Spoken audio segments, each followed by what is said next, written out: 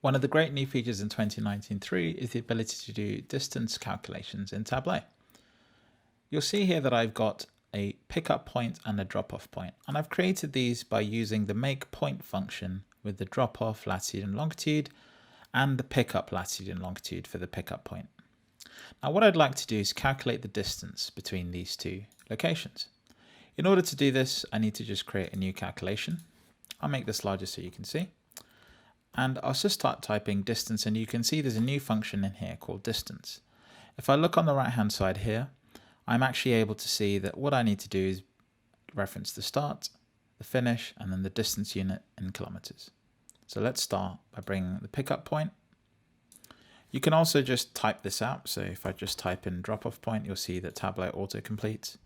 I hit a comma, and then in single speech marks, I'll just put kilometers for the units that I need.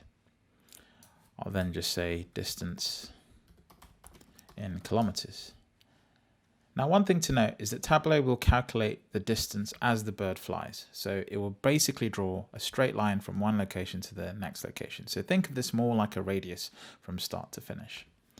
I'll hit apply, and now you'll see I have distance units. To visualize this, I'll bring this into columns, and then you'll see the total distance from all my data points. And then if I bring the trip ID for this taxi data, you'll see that I actually get a bar chart showing all the distances. If I then add this as a filter,